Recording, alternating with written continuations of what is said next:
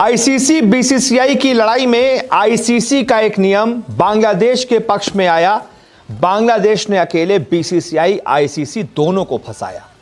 जी हां, बांग्लादेश के साथ जो आईसीसी और बीसीसीआई की एक लड़ाई चल रही है ना, जिसमें बीसीसीआई ने बांग्लादेशी क्रिकेटर मुस्तफिजुर रहमान को बाहर निकलवा दिया, केकेआर से कहकर उनको टीम से निकलवा दिया, जिसके बाद बांग्लादेश ने जवाब में एक तरीके से दो झटके दिए।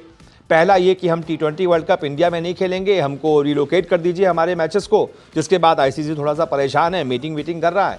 और उसके बाद दूसरा झटका ये कि बांग्लादेश ने कहा हेलो, आपके मैचेस हम बांग्लादेश में नहीं दिखाएंगे। बैन, आईपीएल को बांग्लादेश में बैन कर दिया। अच्छी खासी व्यूअरशिप मिलती है बांग्लादेश से आईपीएल को और वहां से पैसा भी मिलता है, लेकिन ये जो दो झटके बांग्लादेश ने दिए, इसके बाद मामला थोड़ा सा गड़बड़ा गया है और अब आईसीसी एक तरीके से मीडिएटर बना हुआ है और दोनों के बीच सुलह करवाने की कोशिश कर रहा है। लेकिन इन सब के बीच सवाल यह कि बांग्लादेश के पास विकल्प क्या क्या है। आईसीसी हां करता है तो क्या होगा, ना करता है तो क्या होगा। बांग्लादेश के नजरिए से देखते हैं कि बांग्लादेश के पास क्या क्या ऑप्शंस हैं। जल्दी से मैं आपको ग्राफिक्स के जरिए दिखाता हूं कि बांग्लादेश के पास विकल्प क्या क्या है। इसमें सबसे पहला विकल्प है कि भाई टी20 वर्ल्ड कप से पूरी तरह से बहिष्कार कर दें, लेकिन इस विकल्प में खामी है कि वर्ल्ड कप ना खेलने पर, यानी कि बहिष्कार करने पर बांग्लादेश पर आईसीसी कई तरह के सैंक्शंस लगा सकता है, कई तरह के फाइन लगा सकता है, जिसके लिए बांग्लादेश क्रिकेट बोर्ड को थोड़ा रेडी भी होना पड़ेगा और थोड़ा सा सोचना भी पड़ेगा कि यार ये हमको करना है कि नहीं। लेकिन हां, आईसीसी का एक नियम बांग्लादेश क्रिकेट बोर्ड के पक्ष में है।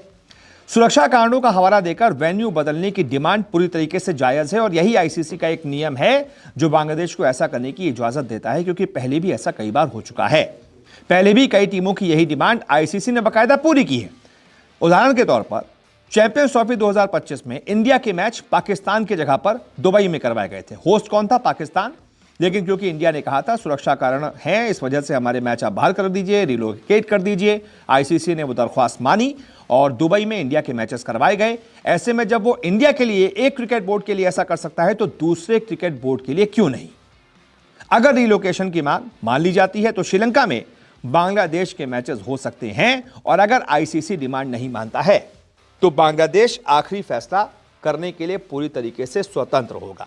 यही बांग्लादेश के पास विकल्प है कि वो पूरी तरीके से स्वतंत्र होगा कि हमें खेलना है या नहीं खेलना है। मान लीजिए आईसीसी कहता है कि यार बहुत लेट हो चुका है, 1 महीने से भी कम का वक्त बचा है, बहुत सारे लॉजिस्टिक्स प्रॉब्लम वाले आएंगे, बहुत सारे आपके मैचेस हम रिलोकेट करेंगे तो टिकट्स होंगे नहीं होंगे, ग्राउंड तैयार होंगे नहीं होंगे, बहुत सारी दिक्कतें आती हैं, तो ऐसे में बहुत कम समय है, हम नहीं कर सकते। तो फिर बांग्लादेश कह सकता है कि भाई ठीक है, आप नहीं कर सकते, हम इंडिया में आकर नहीं खेलेंगे। लेकिन हाँ, अगर बांग्लादेश ऐसा करता है तो थोड़ी